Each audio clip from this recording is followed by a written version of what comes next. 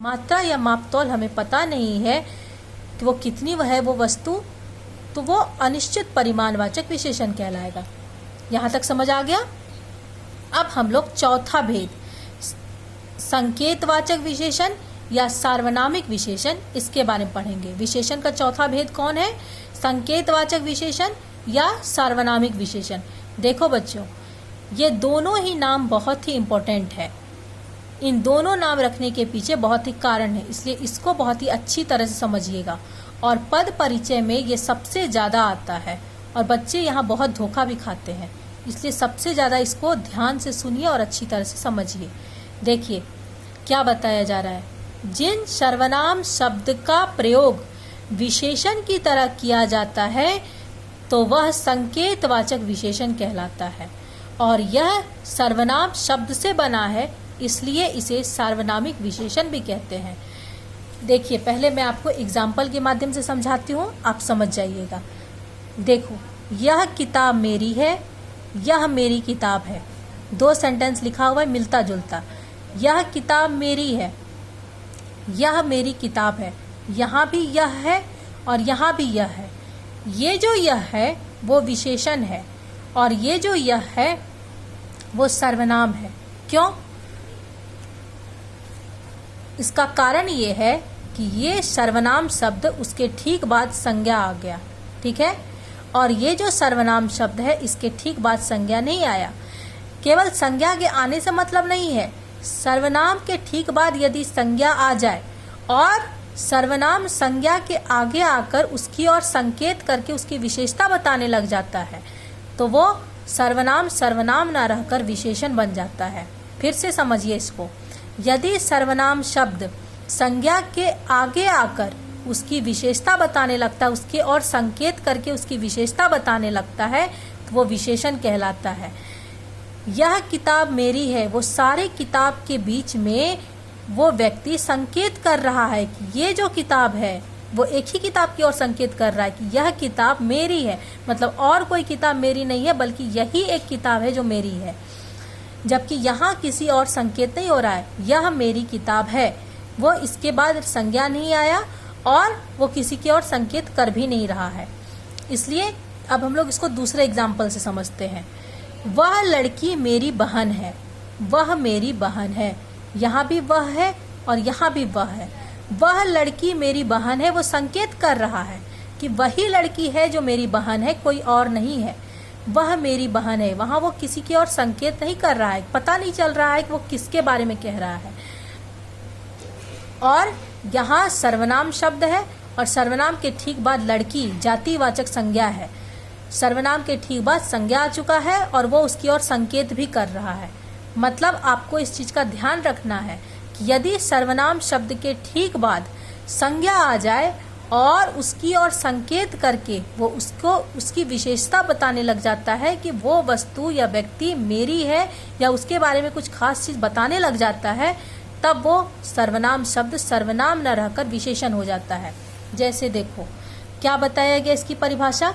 जिन सर्वनाम शब्द का प्रयोग विशेषण की तरह किया जाता है तो वह संकेतवाचक विशेषण कहलाता है। मतलब वो संकेत करेगा कि वो वस्तु, वो व्यक्ति, उससे मेरा कुछ संबंध है, हम उसी के बारे में बता रहे हैं।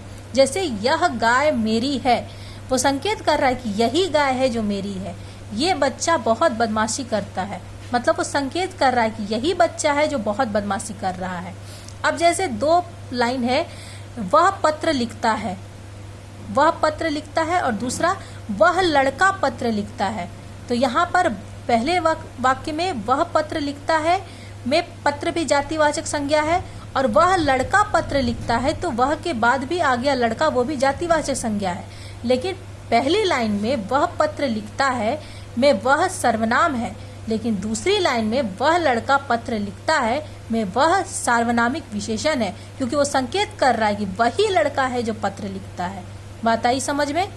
तो जब संज्ञा का प्रयोग सर्वनाम शब्द का प्रयोग विशेषण की तरह किया जाता है, वो संज्ञा के आगे आकर वो संकेत करने लग जाता है उसके संबंध में, तो वो संकेतवाचक विशेषण होता है। और चूंकि ये विशेषण सर्वनाम शब्दों से बना होता है, इसलिए वह सर्वनामिक विशेषण भी कहलाता है। बात समझ में आ गई है आप लोगों को? इसमें उदाहरण आप लोग फिर से देख लीजिए। यह किताब मेरी है, यहाँ यह सार्वनामिक विशेषण है। वह लड़की मेरी बहन है, यहाँ जो वह है वो सार्वनामिक विशेषण है। अब इसका पांचवा भेद, विशेषण का पांचवा भेद क्या है? व्यक्तिवाचक विशेषण। अब हम लोग इसके बारे में समझते हैं। जिन संज्ञा शब्दों का प्रयोग विशेषण के रूप में किया जाता है तो उसे व्यक्तिवाचक विशेषण कहते हैं। देखिए, आप लोगों को मैंने सर्वनाम पढ़ाया और सर्वनाम के पहले संज्ञा पढ़ाया। सर्वनाम की परिभाषा मैंने आप लोगों को क्या बताया था कि सर्वनाम संज्ञा के बदले आता है, ये आप लोग भी जानते हैं। तो सर्वनाम जिसका विशेषण की तरह प्रयोग किया गया तो ये सर्वनाम है जो विशेषण भी बन जाता है। तो सर्वनाम तो हमेशा संज्ञा के बदले आता है। यदि सर्वनाम विशेषण हो सकता है तो क्या संज्ञा विशेषण नहीं हो सकता? संज्ञा भी विशेषण है। और यहाँ जो है संज्ञा का प्रथम भेद व्यक्तिवाचक संज्ञा, उसी की बात यहाँ हुई है। संज्ञा भी विशेषण है और यहाँ इस वाले भेद में यही चीज बताया गया है। संज्ञा का प्रथम भेद व्यक्तिवाचक विशेषण, कैसे व्यक्तिवाचक संज्ञा व्यक्तिवाचक विशेषण बन गया वो मैं आपको बताती हूँ।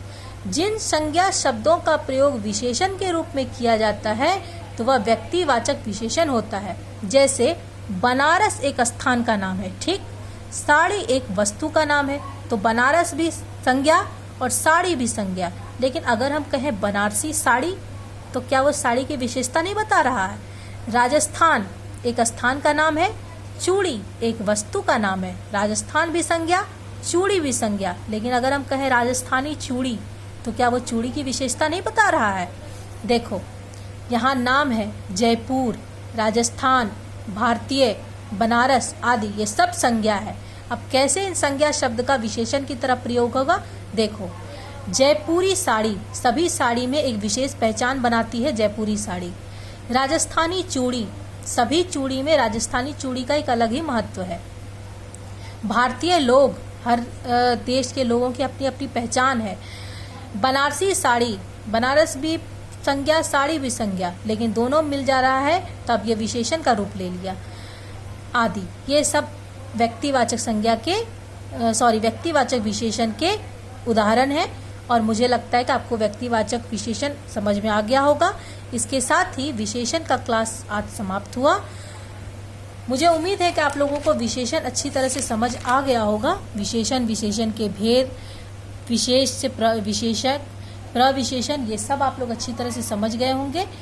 लेकिन अगर मान लीजिए आप लोगों को कहीं कोई चीज़ अच्छे से समझ में ना आई हो तो आप उसे नोट कर लीजिए और कभी भी पूछ सकते हैं। तो विशेषण का क्लास यहाँ समाप्त हुआ। Thank you.